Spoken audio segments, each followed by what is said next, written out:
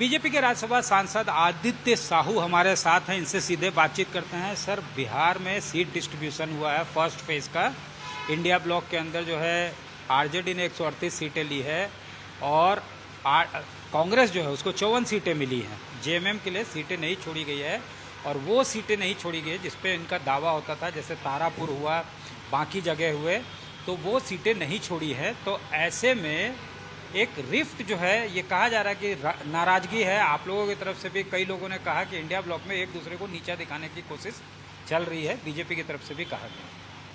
देखिए, आप सभी लोग को याद होगा कि जब बिहार से झारखंड को अलग करने की बात चल रही थी और अनेकों बार झारखंड मुक्ति मोर्चा और कांग्रेस सौदेबाजी करने का काम कर रहे थे, और जब बिल बिहार से भेजने की बात थी दिल्ली में पार्लियामेंट में, यही लालू यादव और राष्ट्रीय जनता दल ने कहा था कि झारखंड अलग राज्य मेरी लाश में बनेगा। और आज उसी आरजेडी से झारखंड मुक्ति मोर्चा ये अपेक्षा करता है कि मुझे बिहार में अपना प्रतिनिधित्व मिले। कभी भी इनको तरजीह देने का काम आरजेडी कांग्रेस नहीं करेगा। ये तो इसलिए यहाँ पर गठबंधन किए हैं कि झारखंड मुक्ति मोर्चा को बेवकूफ बना करके, झारखंड की जनता को अंधेरे में डाल करके, यहाँ की 3 करोड़ 40 लाख लोगों के गाढ़ी कमाई को हम कैसे लूटने का काम करें। एक प्रकार से चिपकू पार्टी है कांग्रेस आरजेडी झारखंड में, और इनको कितनों लात मारेगा, जेएमएम को मारेगा कांग्रेस और आरजेडी, और जेएमएम उनको लात मारेगा कांग्रेस आरजेडी को। लेकिन ये लोग अलग होने वाले लोग हैं नहीं। भले हेमंत सोरेन जी बड़ी बड़ी बातें कर रहे हैं कि सीट नहीं मिलेगा तो हम अलग लड़ेंगे, हम एक करेंगे, आप लेकिन अब देखिएगा आने वाले समय में ना तो ये चुनाव अलग लड़ेंगे और ना इनको तरजीह बिहार में कांग्रेस आरजेडी देने वाली है। ये मतलब मान सम्मान जो है जेएमएम का, उसका कहीं ना कहीं ख्याल नहीं रखा जा रहा है। पहले ही झारखंड को इन लोगों ने, इनकी क्या मनसा झारखंड के प्रति आरजेडी कांग्रेस का रहा है, सब लोग जानते हैं झारखंड के लोग। तो पहले कहा कि यही लोग बोला करते थे कि झारखंड मेरी लाश में बनेगा। तो ऐसे लोगों से यदि झारखंड मुक्ति मोर्चा अपेक्षा करने का काम करता है तो झारखंड का बेवकूफ़ी हम समझते हैं। लेकिन सत्ता लोभियों का ये स्वार्थ का गठबंधन है।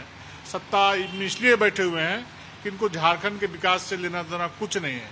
इनको सिर्फ यहाँ के जनता की, गरीब लोगों की गाढ़ी कमाई को लूट करके अपनी तिजोरियों में भरना और झारखंड को कंगाल करना। बिहार में चुनावी सरगर्मी जोर पकड़ने लगा है और जेएमएम राष्ट्रीय अधिवेशन के बाद से ही ये दावा कर रही है कि वो खुद को एक्सपैंड करना चाहती है राष्ट्रीय स्तर पे।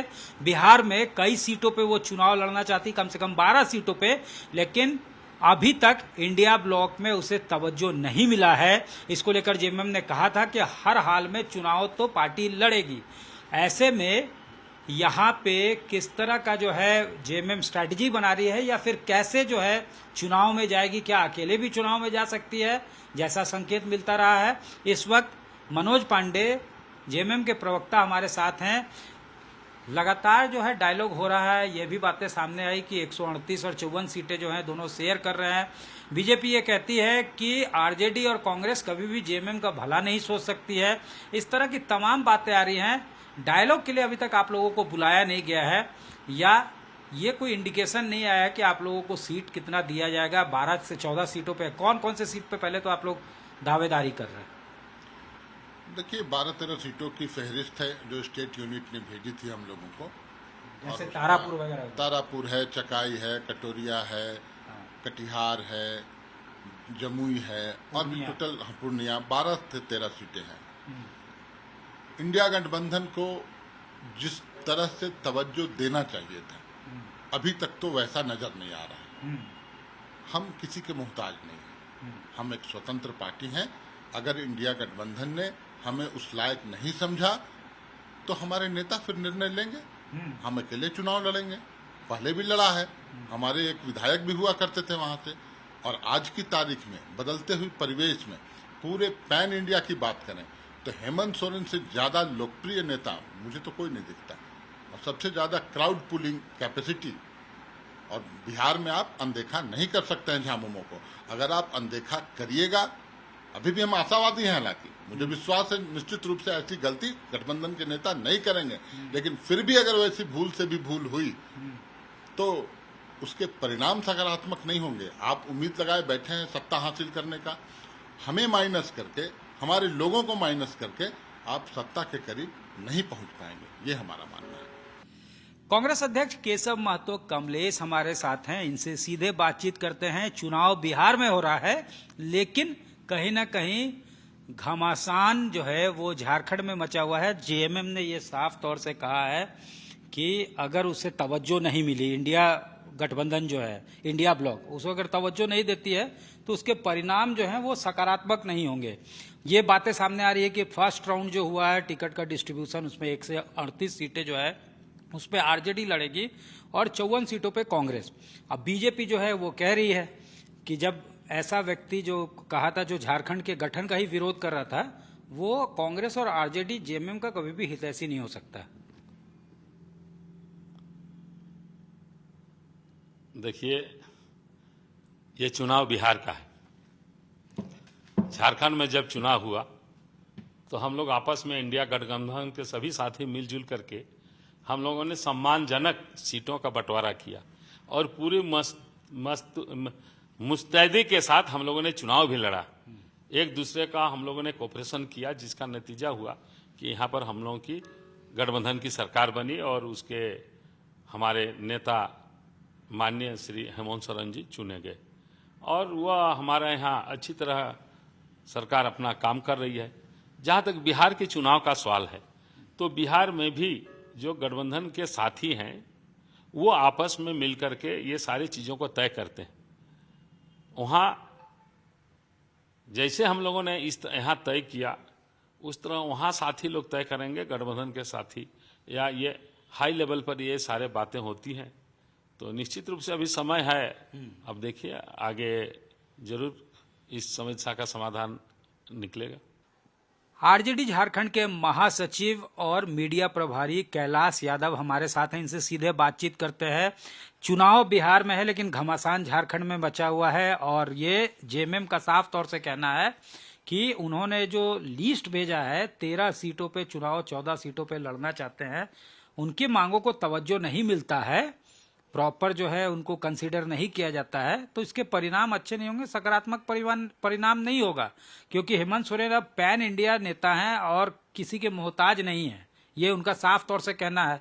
बीच में ये भी डेवलपमेंट होता है कि जेडीयू के नेता आते हैं, उनसे मुलाकात करते हैं। तो ये पूरा किस तरह से मामला को देख रहे हैं। आरजेडी जो है उनका गुस्सा जो है कहीं ना कहीं आरजेडी को लेकर भी है कि जो है उनके कांग्रेस और आरजेडी आपस में बंटवारा कर रही है सीटें 138 और 54, लेकिन जो है इनको पूछ भी नहीं रही है, मीटिंग में भी नहीं बुलाया जा। देखिए कि अगर आपके पेट के अंदर में दर्द है तो डॉक्टर को बताना पड़ेगा ना कि मेरे पेट के अंदर में दर्द है, तभी तो उसका दवा और मेडिसिन का इलाज होगा। लेकिन हम ये जानना चाहते हैं कि जेएमएम की कौन नेता बोला है ये सब बात आपसे, अभी जो आप हमसे सवाल कर रहे हैं, मैंने किसने आपको बोला? ये आरजेडी एकदम संतुलित है और शांति दिमाग से काम कर रही है और बिहार में चारों तरफ एक ही धारा, एक ही लय है, आरजेडी और तेजस्वी यादव का तूफान आ गया है बिहार में। आप देख लीजिएगा विगत दिनों से तेजस्वी जी दिनों रात मेहनत कर रहे हैं और चारों तरफ एक ही मांग है, नौजवान नेता, युवा नेता, ऊर्जावान नेता। उसमें तेजस्वी यादव फिट बैठे हैं और तेजस्वी यादव के पीछे बिहार एकदम जय जयकार कर रही है। रहा सवाल झारखंड मुक्ति मोर्चा हमारे साथी का, तो झारखंड मुक्ति मोर्चा का साथी मीडिया में ज़्यादा बोलते हैं और समय जगह पर कम काम करते हैं। तो मेरा कहने का मतलब है अगर उनके नेता पैन इंडिया तो हमारे नेता भी पैन इंडिया है और हमारे नेता के भी नेता जो है हमारे राष्ट्रीय पलक पर सबसे लोकप्रिय और सर्वाधिक जनप्रिय नेता है लालू जी। तो ये कंपटीशन नेताओं का नहीं कि कौन पैन है और कौन जो है कि भैन नेता है। मेरे कहने का मतलब है कि ये सब बात कहना उचित नहीं है और अहंकार में कोई बात नहीं करनी चाहिए। मैं पहले भी कहा था आपके चैनल के माध्यम से और कई लोगों से कि जो उचित प्लेटफॉर्म है वहाँ पर जाके बात कहनी चाहिए और उचित फॉर्म कहने के बजाय आप प्रेस मीडिया में बोलते हैं तो इससे क्या हो जाएगा? नहीं तो आप मीटिंग में बुलाएंगे तब ना, वहाँ पे आप रूलिंग आप जो है ड्राइवर सीट पे हैं, आप जो है मुख्य जो है किरदार में हैं आप लोग। देखिए आपको याद होगा पिछले बार जो झारखंड में विधानसभा चुनाव हुआ था उसमें राष्ट्रीय जनता दल किस कोटे में थी, किसी से छिपा हुआ नहीं है। जेएमएम के साथी, कांग्रेस के साथी ने किस कैटेगरी में हमको रखा था, हमको किस कोटा में दिया गया था, एडजस्टमेंट किया था, सभी को पता है। लेकिन हमारे नेता उदारवादी नेता है, दिल उनका बहुत जो है कि मासूम दिल है, मौजूद भी थे और तेजस्वी ठीक है, पुरानी बातों को हम कुरेदना नहीं चाहते हैं, क्योंकि जो होना था हो चुका, और हमको इसके लिए कोई टीस नहीं है, और इसके लिए हम लोग कोई जो है कि उसको एक गांठ बांध के नहीं रखे हैं। राजनीति है, सबका एक समय आता है उतार। लेकिन बिहार में जो वर्तमान इंडिया गठबंधन है, वो लोग लगातार काम कर रहे हैं। अब इसमें झारखंड से एक पार्टी, झारखंड मुक्ति मोर्चा, बिहार में अपनी पहचान और अपनी पार्टिसिपेशन करना चाहती है, तो हम लोग तो उसका वेलकम कर रहे हैं, स्वागत कर रहे हैं। जैसा वो उनके लिए स्थान जो उचित होगा, तो हमारे नेता उचित समय पर घोषणा इसका कर देंगे, बता देंगे। लेकिन अगर उनको ज्यादा उत्सुकता है, क्योंकि अभी चुनाव में समय है, ज्यादा उत्सुकता है, तो उनको जाकर वहां बात करना चाहिए। ये हमारे जेएमएम के बड़े नेता है, हेमंत सोरेन जी पार्टी के राष्ट्रीय अध्यक्ष भी हैं, और इंडिया गठबंधन में भी है, तो उस अभी दिल्ली में भी हैं। हम चूंकि गुरुजी का तबीयत ठीक नहीं है, तो हम लोग दुआ भी करते हैं कि गुरुजी जल्दी स्वस्थ हो जाए। लेकिन अगर वो मौका उनको मिले, या वो अपने प्रतिनिधि के तौर पर जो उचित प्लेटफॉर्म में वहां जाकर बात करना चाहिए, उससे उनको पता चल जाएगा कि हम कहाँ हैं, हम किस स्थान में हैं, हमारा क्या भूमिका हो सकती है। ऐसे मीडिया में वो लोग बयानबाजी करके सुरक्षा बटोरे, इसका कोई लाभ होने जाना नहीं है। चुनाव बिहार में है, लेकिन राजनीतिक घमासान झारखंड में भी कम नहीं है। यहाँ पे इंडिया ब्लॉक की सरकार है, जेएमएम नेतृत्व वाली सरकार है, जिसमें आरजेडी और जेएमएम जो है अलायंस पार्टनर है, कांग्रेस भी अलायंस पार्टनर है। यहाँ पर जब टिकट डिस्ट्रीब्यूशन हुआ था, उस वक्त आरजेडी के नेता तेजस्वी यादव यहीं रुके हुए थे, लेकिन सीट अनाउंसमेंट जब हुआ था तो कांग्रेस और जेएमएम कितने सीटों पे लड़ेगी इसका अनाउंसमेंट हो गया था, और कुछ सीटें जो है वो छोड़ दी गई थी आरजेडी के लिए, और जितना सीट आरजेडी चाह रहा था उतना सीट नहीं मिला था। ऐसे में अब वहां पे भी जब टिकट डिस्ट्रीब्यूशन आ रहा है, बेशक जो है औपचारिक घोषणा ना हुई हो, लेकिन फर्स्ट राउंड की जो बातें आ रही है उसमें 158 आरजेडी के बारे में कहा जा रहा है, और 54 सीटों पे जो है 138 और 54 जो है आपस में डिस्ट्रीब्यूट किया गया है। दोनों के तरफ से कई राउंड की बैठकें जो है इंडिया ब्लॉक की होती है, लेकिन उसमें जेएमएम को जो है तवज्जो नहीं दिया जाता है। जेएमएम ने 13-14 सीटों की लिस्ट भेजी थी।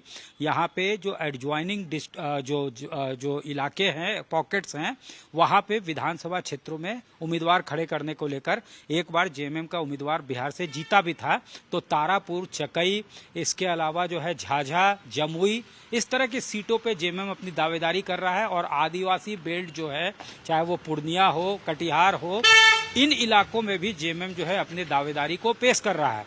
और अब जेएमएम ने साफ कर दिया है कि अभी तक उनको जो है पूछा नहीं जा रहा है, इग्नोर किया जा रहा है। तो हेमंत सोरेन जो है पैन इंडिया के नेता हैं, और पार्टी जो है राष्ट्रीय स्तर पे खुद को एक्सपैंड कर रहा है। राष्ट्रीय अधिवेशन में यह तय भी हुआ था। तो ऐसे में अगर उनको आगे भी नहीं पूछा जाता है, होपफुल तो जेएमएम है, लेकिन अगर नहीं पूछा जाता है तो उसके परिणाम सकारात्मक नहीं होंगे। ये चेतावनी भी जेएमएम ने दे डाली है।